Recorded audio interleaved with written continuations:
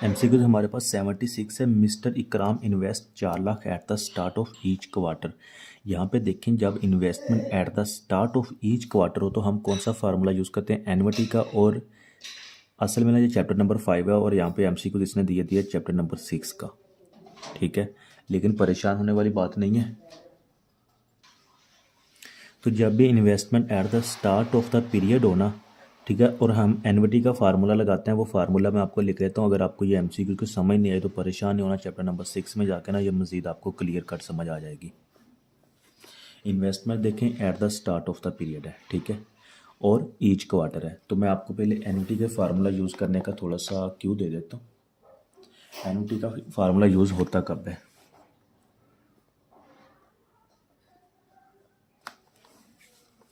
एनविटी में दो तरह से इन्वेस्टमेंट होती है। एक investment at the start of the period होती है, ठीक है, और दूसरी investment at the end of the period होती है।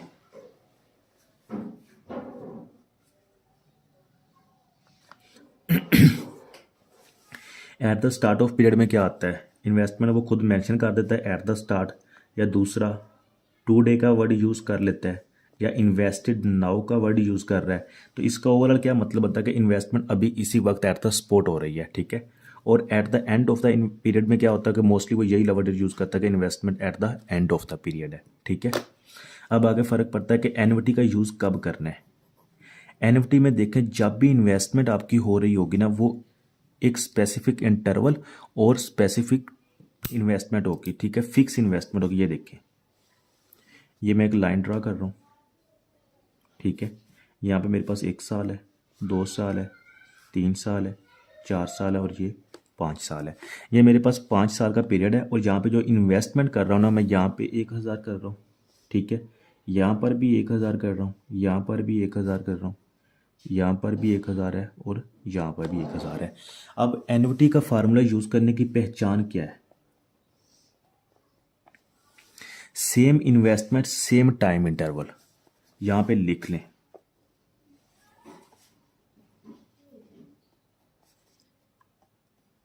सेम इन्वेस्टमेंट होना चाहिए और सेम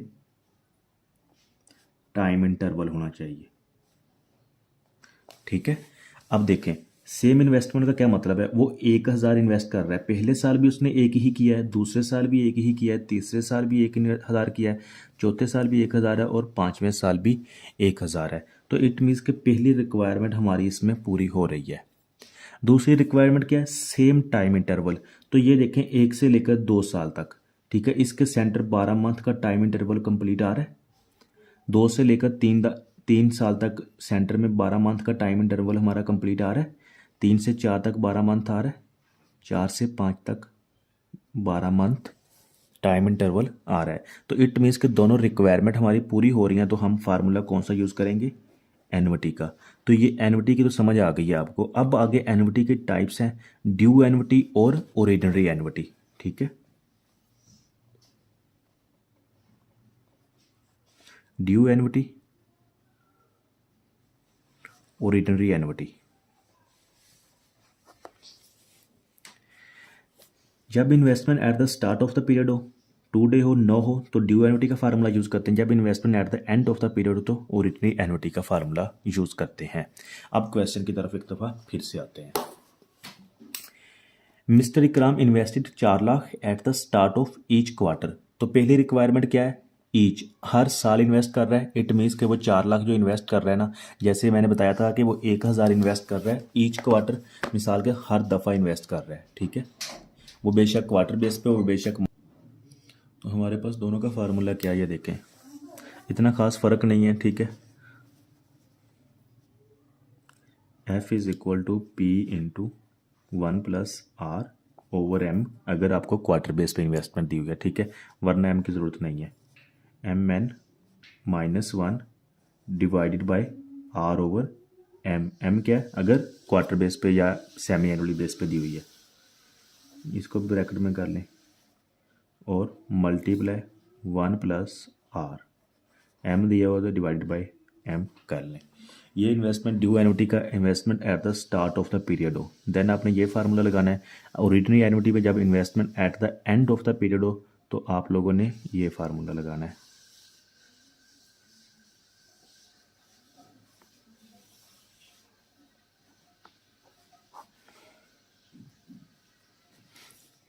सिर्फ इसमें और इसमें फ़र्क इतना है कि ये आपने 1+r/, जो m है ना वो eight the start of the period आना है, एट द एंड ऑफ वाले पीरियड में नहीं आना, ठीक है। बाकी फार्मूला सेम है। तो अब क्वेश्चन में आप लोगों ने खुद डिसाइड करना है कि कौन सा फार्मूला लगेगा। ये तो ट्रेडिंग ओपन हो गई है। अच्छा, अब इस क्वेश्चन में देखें, इन्वेस्टमेंट कहाँ पे हो रही है? Eight the start of the period है, ठीक है, eight the start of each quarter. Sorry, तो इट मीन्स हमारे पास यहाँ पे फार्मूला कौन सा लगेगा? Eight the start of the period investment हो रही है, तो ड्यू एन्युटी का फार्मूला लगाएंगे। ओके, ये फार्मूला हमारे पास आएगा। तो जस्ट वैल्यूज पुट करते हैं। फ्यूचर वैल्यू हम लोगों ने फाइंड करनी है, इज इक्वल टू पी। हम इन्वेस्ट कर कितना करते हैं? 4 लाख। 4 लाख इन्वेस्ट कर रहे हैं और रेट हमारे पास कितना है? 1+r कितना है? 12%। 12% क्वार्टर बेस पे, ईच क्वार्टर, हर क्वार्टर पे इन्वेस्ट कर रहा है, तो डिवाइड बाय 4 आ जाएगा। ब्रैकेट क्लोज, 4 मल्टीप्लाई n कितना है हमारे पास? 8 साल बाद, -1 bracket close and divided by 12% divided by 4। तो मल्टीप्लाई 1+r कितना है? 12% ओवर m कितना है? 4। कैलकुलेटर पे वैल्यूज पुट करते हैं, तो ये हमारे पास आंसर आ गया 216, 311, 36। 216, 311, 36 को राउंड ऑफ करके 37 कर लें। तो ये ऊपर वैल्यूज भी चेक कर लें, exact to the point put की हुई हैं, ठीक है। यहाँ पे देख लें, तो बिल्कुल जस्ट आप लोगों ने वैल्यूज पुट करनी है और आंसर निकाल लेने। तो कौन सा करेक्ट होगा हमारा? ऑप्शन डी करेक्ट होगा। देखें, इस एमसीक्यूज पे इतना टाइम लगाने का मकसद ये है कि आप लोगों को कंसेप्ट समझ आ जाए। अगर आप लोगों को ये कंसेप्ट समझ आ गया तो मैं कह रहा हूँ, गारंटी के साथ कह रहा हूँ, छठा चैप्टर आप लोगों ने 50 to 60% समझ लिया है।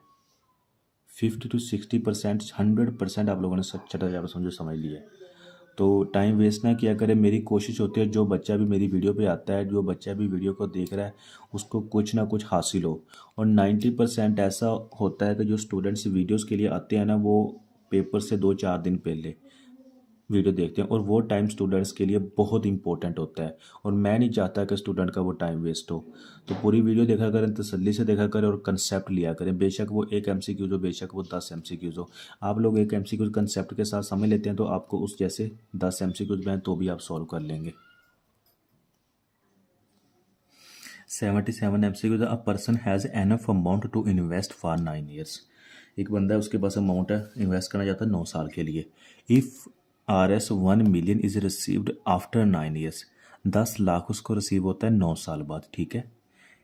एंड ऑफ द ईयर, साल के एंड पे, मतलब कि 9 साल बाद।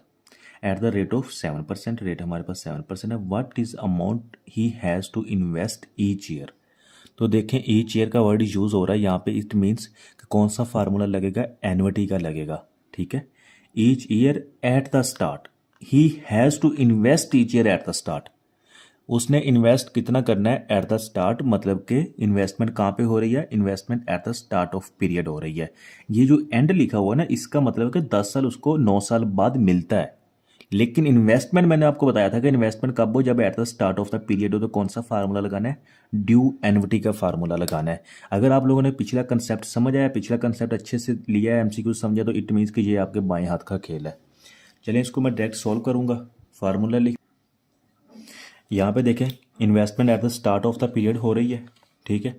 ये पहली रिक्वायरमेंट हमारी पूरी हो रही है, ओके। फार्मूला हमारे पास कौन सा है? ड्यू एन्युटी का। ये फार्मूला लिखा हुआ है, वैल्यूज हम लोगों ने जस्ट पुट करनी है। टोटल उसको कितना रिसीव होता है 9 साल बाद? फ्यूचर वैल्यू 1 मिलियन, मतलब कि 1 नहीं लिख लें, हम इसको सॉल्व भी मिलियन में ही करेंगे। और एन कितना है? 9 साल बाद, ठीक है। और रेट कितना है? 7%। तो वैल्यूज़ पुट करते हैं फार्मूले में। 1 is equal to 1 plus R कितना है 7%।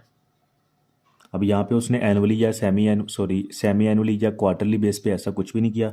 इट मीन्स कि हमारा एम कुछ भी नहीं होगा। Bracket close.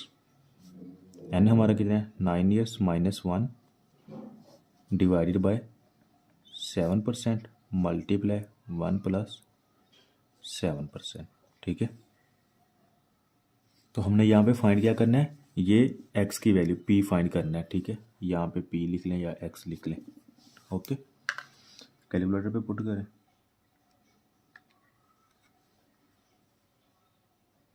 तो यहाँ पे हमारे पास आंसर क्या आ गया 0.0780247। ठीक है, अच्छा अब ये हम लोगों ने निकाला है मिलियन में, लेकिन उधर ऑप्शन में दिया हुआ है आपको वैसे यूनिट में या 1000 में, तो आपका मिलियन में ख़त्म कर लेते हैं। ठीक है, इसको डिवाइडेड बाय 10 लाख कर लेते हैं। सॉरी मल्टीप्लाई 10 लाख होगा। मैं भी नालायक बंदा हूँ जी। 0247 मल्टीप्लाई बाय 10 लाख, 4 5 6 से भरी होती है, 1 2 3 4 5 6, यहाँ पे पॉइंट आ जाएगा। तो आंसर क्या होगा 78024, 78,024 आंसर होगा हमारा। ठीक है, तो यहाँ पे जो करेक्ट आपका बनता है ना, ये बी ऑप्शन बनता है। ये जो पहला है ये गलत है, क्योंकि इसने ये जो MCQ सॉल्व किया हुआ है ना, ये इसने किया हुआ है at the end of the period, तो ये मिस्टेक है, आप लोगों ने ठीक कर लेनी है। ठीक है, आपका करेक्ट आंसर इधर बी होगा।